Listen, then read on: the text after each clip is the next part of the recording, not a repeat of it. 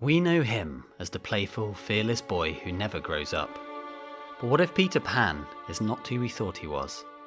Consider this a warning, because you strip away the fairy dust and something unsettling emerges. Soon your favourite character will stop looking like a hero and start looking like something far more ancient and far more disturbing. And Neverland? We picture adventure and playful danger, but what is it really? A shadow stitched from forgotten myths, stolen children, and a world where time freezes not by magic, but by design. So put on your fairy wings, because we're about to fly into J.M. Barrie's land of shadows and peel back the glitter and gold to reveal the dark secrets buried at the heart of this beloved tale. If you enjoyed this video, please do consider subscribing to Vortex Mythology and giving it a like. Let's begin. Peter Pan did not begin as the cheeky, mischievous boy from Disney. His first appearance was in J.M. Barrie's The Little White Bird in 1902. And this early Peter is almost unrecognisable, not just in personality, but in nature. Here Peter is a half-bird, half-human spirit who escapes from his nursery window at just 7 days old. Barrie famously wrote that babies are birds before they are human, reinforcing Peter's position as something between forms, between states, between worlds. In this original vision, Peter is not fully alive nor fully human. He belongs to the in-between, the liminal space between childhood and death. If you want to understand why Barrie imagined such a being, you have to return to a moment that froze his life in place. When Barrie was 6, his older brother, David, died in an ice skating accident the day before his 14th birthday. Their mother, destroyed by grief, clung to one idea for comfort. David would remain a boy forever, untouched by time, locked eternally in childhood. This idea burrowed itself into Barrie's imagination, and many scholars believe that Peter Pan was Barrie's attempt to resurrect his lost brother, and to give form to his mother's wish that her son would never grow old.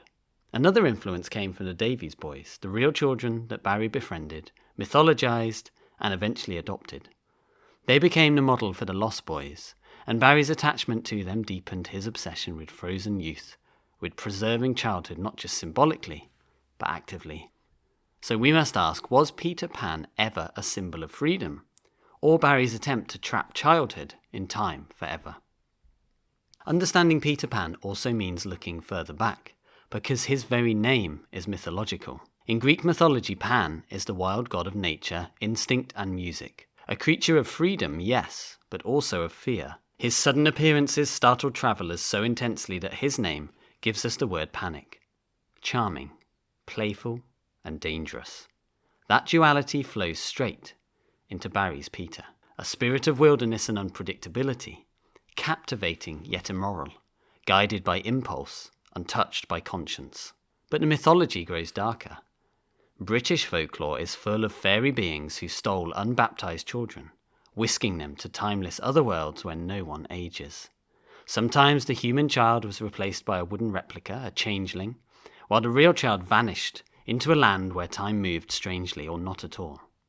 Now look at Neverland, a world outside time, cut off from reality and ruled by a childlike being answerable to no one. That's not coincidence.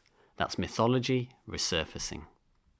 And we're still not done, because Peter Pan carries yet another mythic role, the psychopomp, the guide between worlds.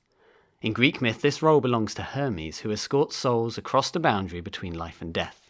In Egypt, that journey begins with Harafaf, the hostile ferryman who transports souls across the waters of the underworld to eventually meet with Anubis, the jackal-headed god who guides the dead and their soul to judgment and into the next realm. These beings appear only at thresholds, between waking and dreaming, between safety and danger, between life and whatever comes next.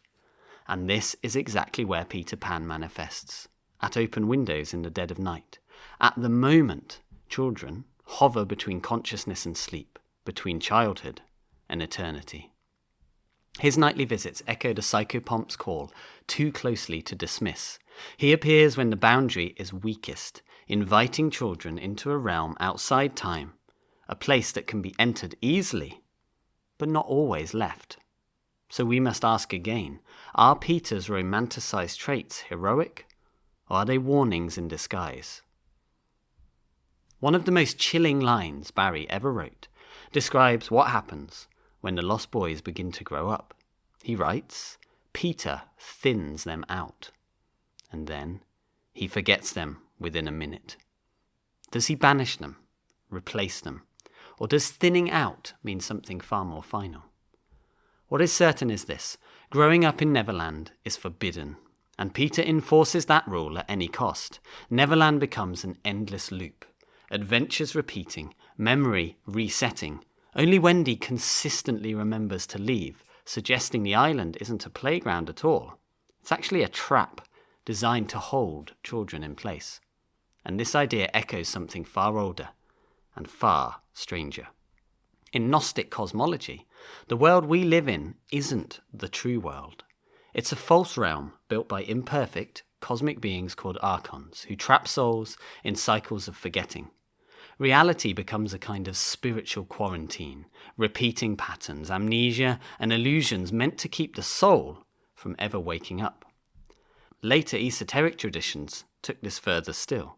The eighth sphere, the moon matrix, and the lunar prison, all variations of the same idea, a false world that imitates life while quietly feeding on those who can't escape. A realm outside time, a place where memory dissolves, a domain you enter easily and are very unlikely to leave, or certainly rarely leave unchanged. Now look again at Neverland, a world disconnected from the natural flow of time, a realm where memories fade and children forget their former lives, a closed cycle where you either remain a child forever or become something else entirely, a place ruled by a being who decides whether you evolve or freeze. The Gnostics believed the greatest danger wasn't darkness, it was the illusion of light that kept you from ever growing. Neverland is that illusion. A paradise on the surface, a cage underneath. Yet to truly understand Neverland's danger, we need to look closer still at Peter himself, not as a boy or a symbol, but as something older, something that predates J.M. Barrie entirely. Because Peter Pan doesn't just behave like a child, he behaves like the ancient beings who steal them. Across British folklore, the most feared spirits were not ghosts or demons, they were the fae, the old fae, the dark and dangerous fae, beings who lived outside time, who lured children away from home, and who carried them into other worlds where memory dissolved and escape was nearly impossible. They were charming, beautiful, irresistible, and utterly immoral. Peter Pan fits this archetype disturbingly well. He calls from the window at night. He asks children to come away. He takes them to a realm where aging stops, memory erodes, and identity rewrites itself. He replaces missing children with stories, just as fairies replace stolen infants with changelings. And the fae were not the only beings who behaved this way. Across the ancient world, jinn were known to slip between realms, appearing in liminal moments, twilight, thresholds, and dreams. Some were benevolent, some playful, others predatory. They could abduct children, twist perception, or draw humans into realms not meant for them. A jinn's offer always comes with a cost. Peter Pan's never grow up is one of the oldest traps in mythology, a wish that becomes a prison. But there is a darker layer still, the demonic one. In older Christian folklore, demons often appeared not as monsters but as youthful, charming figures offering freedom, pleasure, or escape. Their victims rarely realized they were lost until it was too late. And like Peter, demons operated through invitation. They needed to say yes. In this sense, Peter is not a child who won't grow up. He is a liminal predator, a being who thrives in the space between worlds, feeding on the innocence and the potential of those that he draws into his orbit. He is the ruler of a closed system, a false paradise, a world built on stasis where growth is forbidden and forgetfulness is enforced. A dark faerie, a djinn-like trickster, a demon masked as a boy. And once you see him this way, Neverland stops being a place of adventure, It becomes the domain of a spirit that feeds on possibility, a realm where children do not grow, because growth would break its spell, a place where the lost stay lost by design. And those who try to escape that spell, those who dare to grow, they become Neverland's greatest threat. And then, of course, there's Captain Hook, the lone adult trapped in eternal combat with the boy who cannot age. Hook isn't simply Peter's enemy. He's the only reminder of a world Peter refuses to acknowledge, the world where time moves forward. And Hook's greatest fear isn't Peter either. It's the crocodile, that monstrous embodiment of time itself. A creature literally filled with time. It's a ticking clock echoing across the island like a heartbeat of the real world. It stalks him relentlessly, whispering the truth that Peter will never face, that time comes for everyone, except the boy who has cut himself free from it.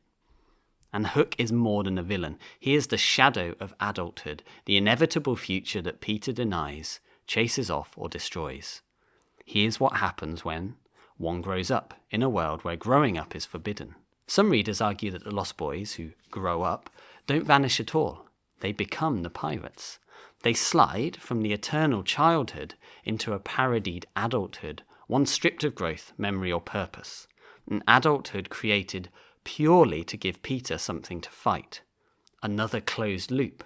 A cycle of children feeding the island, one role replacing another so Peter never runs out of playthings or opposition. Others push the idea further, seeing Peter again as a symbolic figure of death, the psychopomp, in green clothing, leading children away from the world of time into a dreamlike eternity where they never age because they never truly live. And when you strip away the fantasy, you no longer see the boy who wouldn't grow up, but the being who won't let you. Barrie's life was shaped by grief and a terror of time. Peter's refusal to grow up mirrors Barrie's desperate attempt to halt life after his brother's death. What begins as comfort slowly twisted into horror, a world where nothing changes and no one is allowed to move forward. Modern culture embraced Peter Pan for this reason. As adulthood became more pressured, more industrial, more rigid, the fantasy of eternal youth became seductive. But all fantasies have shadows. Psychology calls this the pura aeternus, the eternal child. Charming, full of possibility, but frozen, afraid to move, afraid to grow, afraid to step into responsibility or reality. Peter Pan embodies this archetype perfectly. He doesn't just refuse to grow, he prevents others from growing so he never has to face what comes next. He isn't simply a child, he is childhood's shadow. And Barrie gives us that symbol literally. Peter is the boy who loses his shadow. A child split from the darker half of himself. The instincts, fears and truths that real growth requires us to confront. In the story, Wendy has to sew his shadow back onto him, almost as if he cannot attach it himself, because he cannot face what it represents. In psychology, that's the essence of pure eternus. Eternal child who refuses the responsibility of integrating the shadow. He clings to comfort long after it stops serving him. He whispers that it's safer to stay small than risk becoming someone larger. And while shadows might feel protective, they quietly hold us back. If we never confront them, they consume everything that we could become. But here's the hopeful truth. Shadows only have power when we ignore them. When we face them, when we see them clearly, even dance with them, they lose their grip. And what's left is the possibility to change, to step out of Neverland and into a life that eventually and actually moves forward. So who is Peter Pan really? A normal boy? A hero? A villain? Is he none of these? Is he the darkness cast by eternal youth? A reminder that while time chasing us is frightening, time stopping is far worse. And Neverland. Neverland is not a paradise. It's the place where the lost stay lost forever.